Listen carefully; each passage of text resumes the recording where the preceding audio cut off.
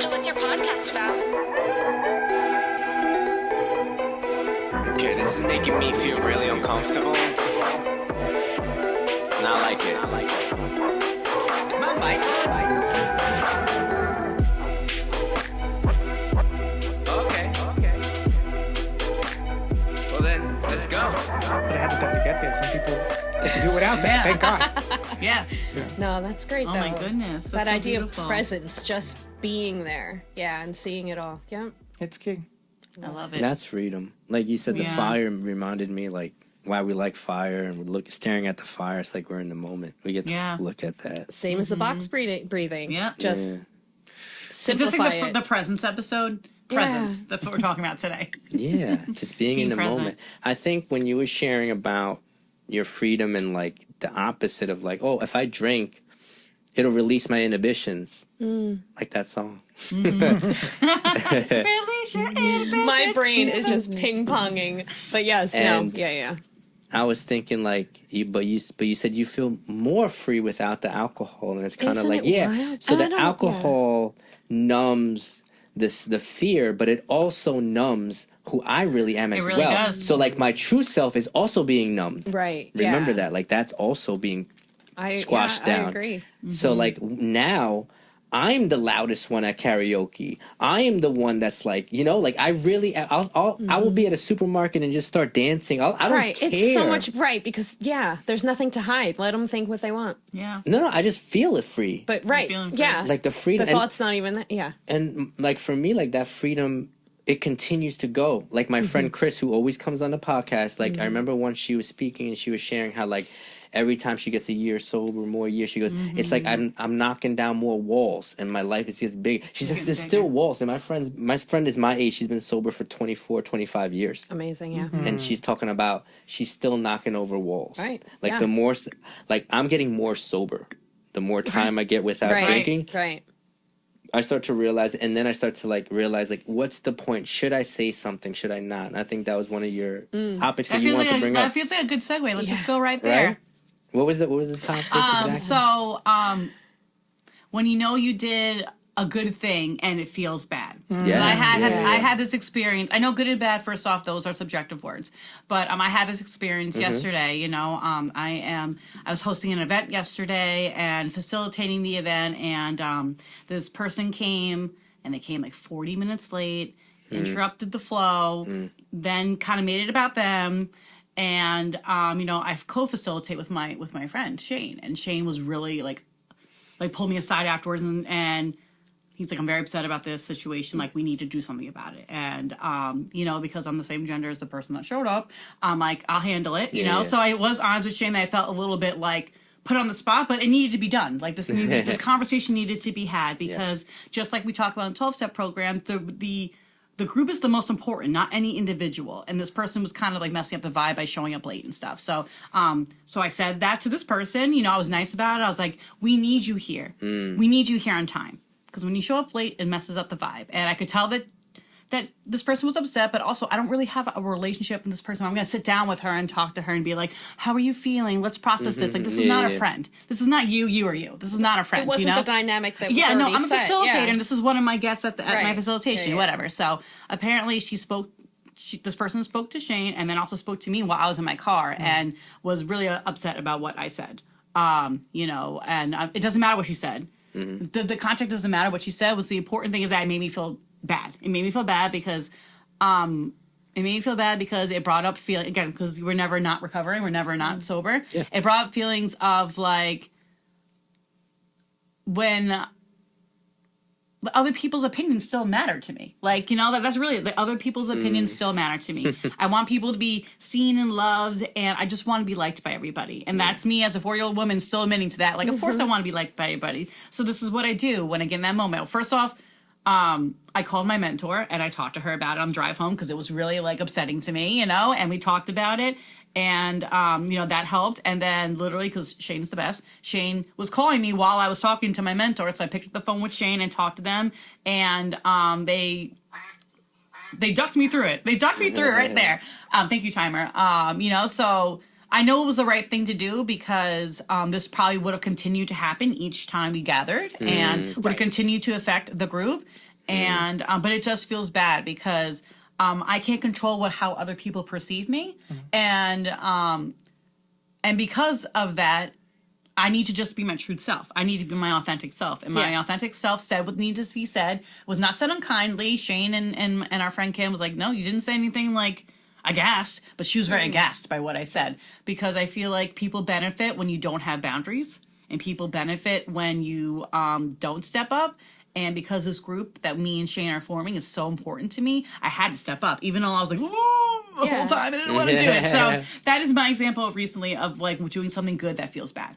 Because that just brings up all that stuff for me that, you know, that like shadowy stuff of like, I just want to be good enough. I want to be liked. I want everyone to feel safe, et cetera, all the stories we make up in our heads. But now, like, what if you didn't do that? Exactly. I feel like you would inevitably feel worse. Yes, because and I you feel didn't resentful that I can't like do should have it. been protected. Yeah, Exactly. So I'm curious if y'all have had any of those experiences lately when you did something good but it felt bad. Or you did something right, but it felt wrong. Maybe these are all words, but I think the realest thing you said was that I care what people think, and like whether I was talking to JP before the podcast about like I feel like a lot of us humans have really lack self-awareness, and I responded to somebody online that said something that on a post of mine, and I wasn't sure if I should say anything or not. But in my own experience with life, I feel like you really have to be living a certain way before, like, if I'm going to judge anybody, all of us, right? Like, I better be squeaky clean. I better be walking. If I'm going to talk from a moral high ground, like, I better be really good before I start saying things. And this is my own personal, like, opinion. I'm not sure if it's experience. I think every human judges that it's impossible. I think, personally, it's impossible for a human not to judge. And we judge on a daily basis. And that's just my own personal opinion. People could say, I don't judge, because I hear it all the time. People are like, thank God I came into recovery and I don't judge anymore. And I'm like, God bless you, bro, because, like, I literally will see somebody, purposely do something like a litter or curse someone out or say a comment, and I'm just like, wow, like, and I judge them immediately. I take their inventory immediately. And then the question was what do I do with that information? What do I do with their inventory now? And the thing is, I take their inventory because that's nearly impossible for me not to. So I take their inventory. The thing is that, do I want to keep it? You know what I mean? How do you get rid of it? I do the flip. Like I was telling JP, like when I responded to this person, I do the Eminem, I do the 8 Mile. So in 8 Mile at the ending, what he did is they said, you're this, you're that. And what he did was like, he said, I am this, I am that. So, maybe if it'll help people out there to not win an argument, is you have to argue in order to like want to win it. So now if I flip it, like I told the person, I was saying, you know what? Good for you, because I'm not like that. I said, I'm going to keep it on me. And I said, I'm this, I'm that. I'm like, I told them. I feel like that's an internal win. Like you win internally, like, because you are doing inventory on yourself after you did that. Because you're saying, I am this. Wait a minute. Wait, I did this. Yeah. And it's like now you've taken everything that somebody said and done, and what hurt you inside that you felt, and you're like, wait a minute, I have to do inventory on myself without even realizing it's that. me. Yeah. I get triggered. it's always us. It's always us. And I'm still a little passionate. That's why it's coming out now. Yeah, but that's like, good. I'm happy with how I responded. I'm so, and if it wasn't for JP, because what I was writing out was different. Right, of And course. JP said, and Writing JP it first and reading it after some time away. Yeah. And not to out you, but JP was like, it says like, be slow to anger, and quick to listen, that's a Bible verse. And then he was telling me, John, write it in a notepad first, write it all out and then read it. I didn't listen to JP, but he was trying to guide me, but he gave me that moment to pause. And I was like, and then like trying to really have that centered God of like, you know what? Like I was telling you, if I correct a fool, he'll hate me forever. I love that line that you said. In the Bible, I read Proverbs this week. It says, one of them says, if you correct a fool, they will hate you forever. If you correct a wise man, they will love you forever. So I was like, dude, if I feel he's wrong, don't correct him. Flip it. Go be in his shoes. Like, flip it. I need to hear that because now I'm replaying my situation that happened yesterday, and it's like, some people, I need to be okay with not being understood by people, and that's okay. Yeah. Okay. And I don't think it's always, well, maybe in this instance it was direct, but I don't think it's always intentional. Like my favorite phrase is, they better be crowning if they're cutting me off on the road, because like, just make it, you gotta find a light moment, which I guess is really not a light moment. But like, there's so many emergencies that you don't realize that like you just immediately think it's about yourself, Yes. which is not healthy either. But on the same note, I think it is fair to hear and see someone's actions and maybe not judge them, but take it as inventory and know whether or not that's the interaction you want to put yourself in again, or if that's someone you want to call to your house, whatever the situation is. But there's still that that idea that it wasn't about you. They're struggling on something that maybe you can or cannot be involved with, but I want to call that a checkpoint. It's a good checkpoint in life. Yeah. When those things happen, Yeah, when you're feeling about something But or she's- someone, you gotta look and I mean, she's 100% right, because I always say it was never about me. It's never about me. Whether they want to give me $100 or they want to rob me of $100, it doesn't matter. It's always the internal. It's always their They're projecting. I'm projecting off you and JP too. So whatever's on the inside will come out. You can't make me hate you. You can't make me love you. That has to come from within to out. And that's why when you said you thought she was the most beautiful woman right there on the dance she floor, is. She's that was the coming from inside out. yeah. And it wasn't outside. And I like you're that. 100% right. And I say it all the time, but I forget every day. I forget it's not personal. Every day. I oh my forget God, it's not personal. it's so And easy, not but personal. it's so much easier to point a finger. Yeah. And then it's not you. It's like you looking know. at this finger and looking at this finger. Which one Yeah. to you looks ugly? The They're one that both has- beautiful to me. Right. See, there you go. But that's One is healing. and that's beautiful. That's good. No. So I cut my hand on a ruler. That's all I'm saying, or measuring tape. Whatever. Yeah.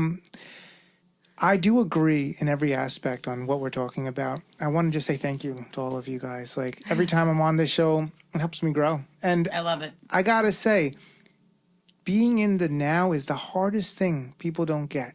You have to be in that time where you're like, I'm taking an inventory, or I'm seeing something for the first time, or I'm seeing it differently for the first time. And it's so loving and enduring just to hear people talk their truth, right? It's their truth. Yeah, it is our truth. And it also makes me think about kind of like a side topic of, you know, I used to think that everybody deserved my energy and my time and my abilities. And, you know, now that I'm getting older, you know, discernment is a really beautiful tool that we get to use, you know, discerning if you want to talk back to somebody on the internet, discerning if I want to go further with this person that I spoke with yesterday, discerning if like I want to put my effort into this project or into this, you know, opportunity for overtime or whatever it is, you know, because I used to think that like, it's a boundary and a codependency thing, I think, is that like, you know, I need to do everything for everyone all the time. Every. No, like now I get to be selective. Like I have the right to be selective. It's my God-given right to like choose where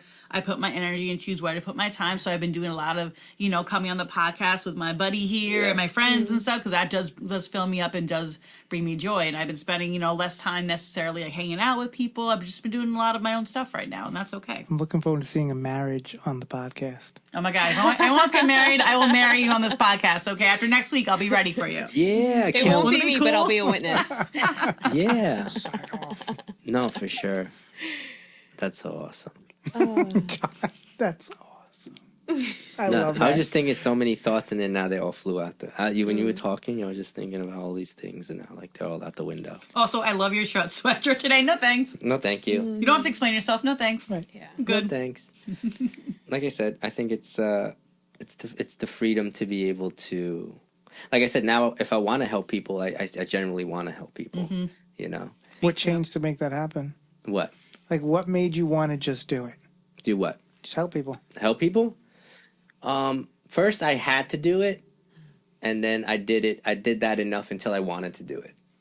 So in order for me to stay sober myself, in order for me to like progress, I have any freedom, I had to force myself to pick up the phone. I had to help people. I had to like pick people up when I didn't want to. I had to like see, like for me, like a journey is like there's a progress. So for me, it begins with discipline, and then the discipline turns into joy. more of a I want to do this now. Like, you know, we starting at the gym, start changing a diet, you know, everything, you know, and being committed. Like, we had an episode, and me and Jamie talked a little bit about like marriage stuff, and I feel like for me it's like it is a commitment. Like, if I make a commitment that whether you're sick or not sick, or like, you know, and like really pushing through, because it's not easy. It's not easy if somebody is being verbally abusive, if they've changed, or maybe they got into an accident, and then, like, you know, but if I'm just relying on myself, like, it's gonna really fall all over the place, and then I'm never gonna I'm not gonna stick to my guns, you know. And it's like, I don't know, like,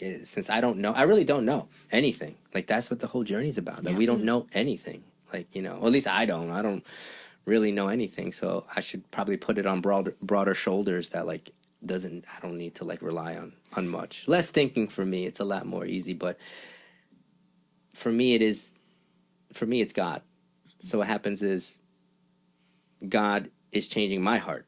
So when he changes my heart, his heart was always for the people. So like I said before, it's always a relational God. Like, when I do something, I want to do it for the people, and not just the people I like. Like, when my friend said that thing that I didn't like how he said it, and I was like, I took it as a personal attack. I really did. And that's what triggered me. And I told him, I know these things. You said your lizard brain. Like, I know my brain. I know logically.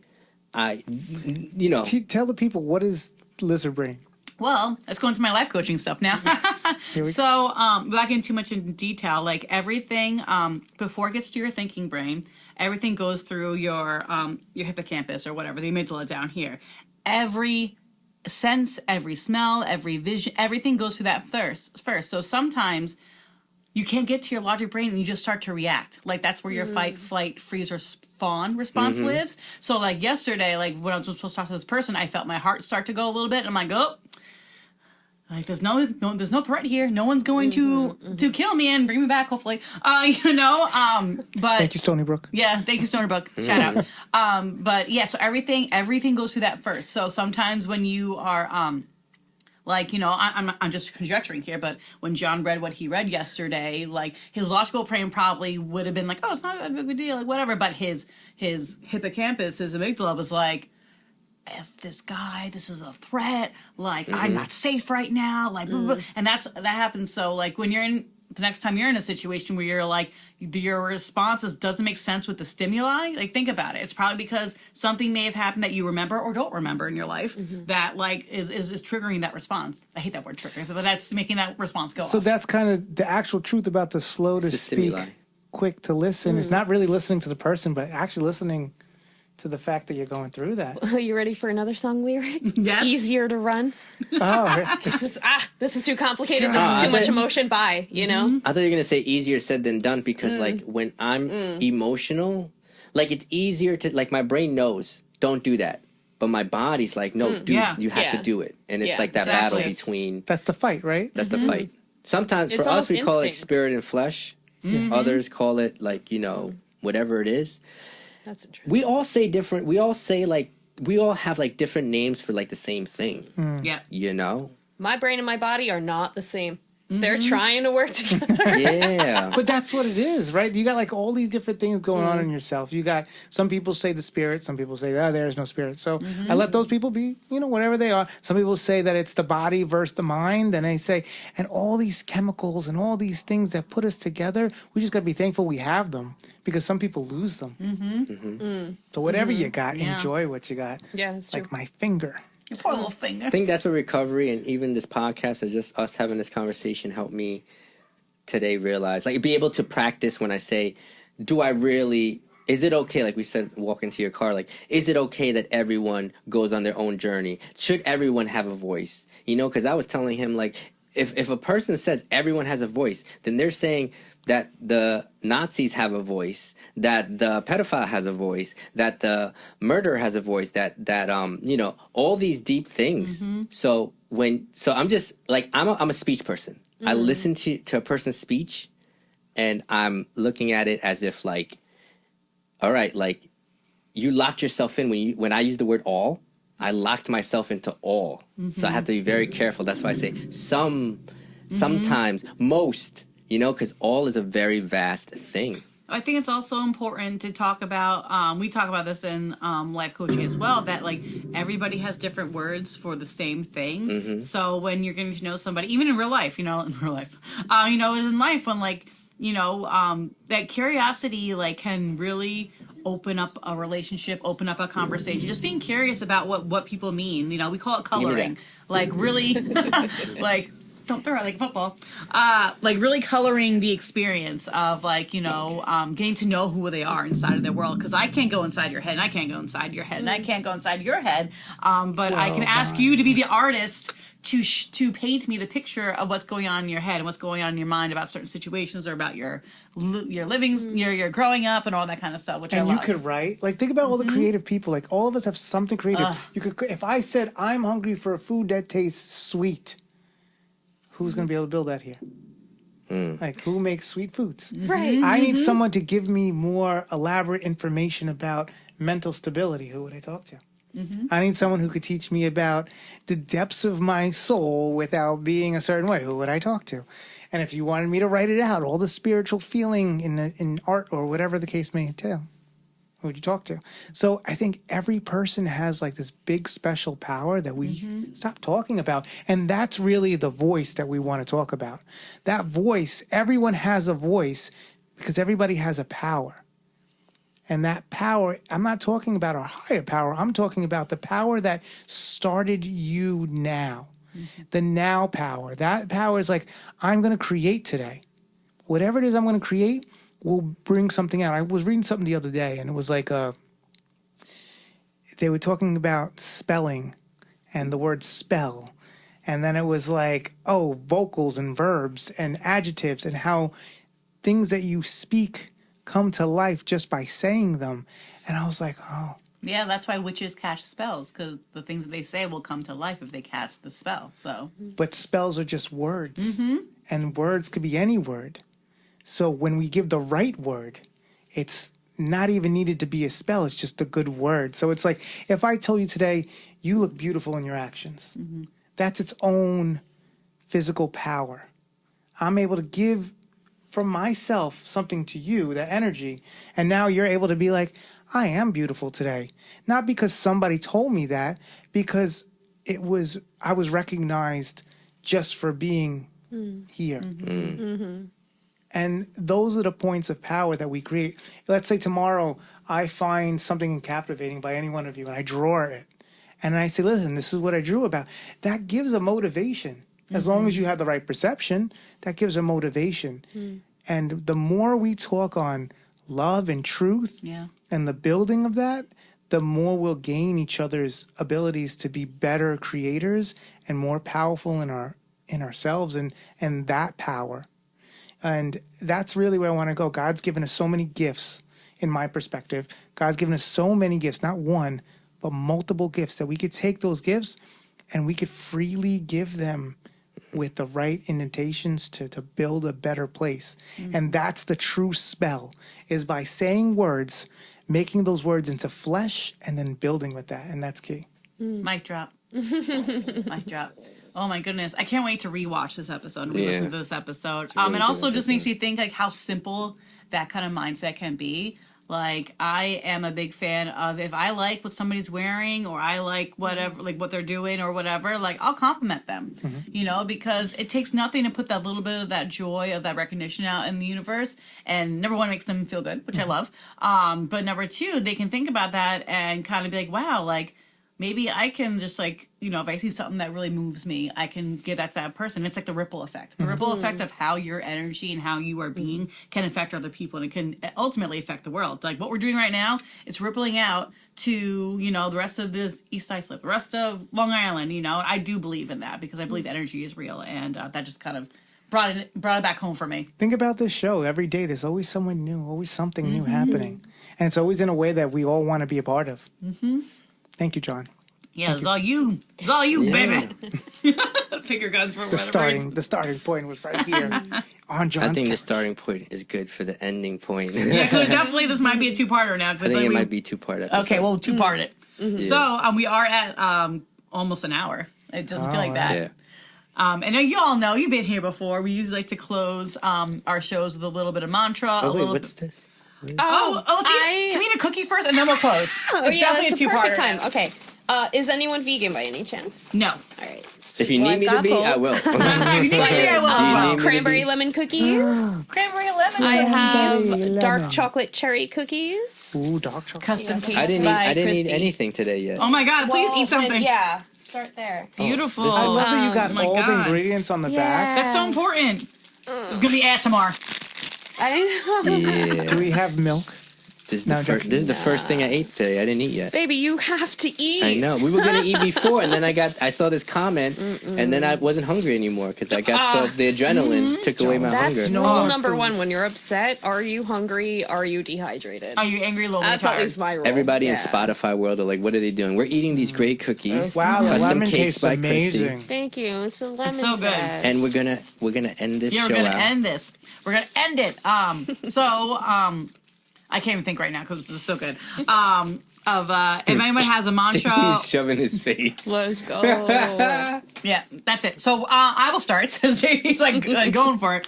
A mantra or even a gem. My friend likes to call them gems. Like, what is your gem from today, from our conversation? That might be a little easier for me than thinking of like, ooh. But for me, my gem is these kind of conversations that we have here can happen outside of here. So if you feel called or you feel inspired or you feel moved by what we're doing here, like you can do this in your own living room with a cup of coffee with some cookies from Kristy's cookie place. You can have these kind of conversations and ripple it out. So that's my gem for today. Ms. Kristy. Ready for me? I think a wonderful point that we're pulling from today is something I've been thinking about today anyway, sort of like pulling the good from the bad. So sort of flipping that idea of feeling bad, doing the right thing. I think you can still pull really good things, even tiny, minute, you said gems, which is a perfect word. I'm going to use that. But I love the word glimmer too. Glimmer could be the tiniest little glance or anything. So, I mean, whether it's getting one of your favorite songs from a person that is no longer in your life, a restaurant, a place that reminds you, whatever, even just the memory itself, there's something good to take from things that don't feel so great now. You can still hold on to the better parts. I love that. Yeah. Did JP go? No, but I'm about to Nice. jump on with that because that was amazing. please. Go So, ahead. it's gonna be very simple. Yeah, A love yeah. lost is a love won. That's all. I'll say. Another one of those. Okay. All right. I'm just gonna say, if you think people are judging you, maybe you're judging yourself. Ooh, sick bird. 2 mics. Oh my goodness. Well, thank you so much, John, for having us today and for letting me have the honor of moderating, hosting, facilitating. And JP, thank you so much for coming today. And thank you for coming, my friend Kristy. My pleasure. Thanks for Thank having you all me. Fuck for watching and being a part of this. And we'll see you on the Flippity Flop next time. Peace out. Peace out. See ya. So what's your podcast about? Okay, this is making me feel really uncomfortable. Not like it. Is my mic on? Okay. Well then, let's go.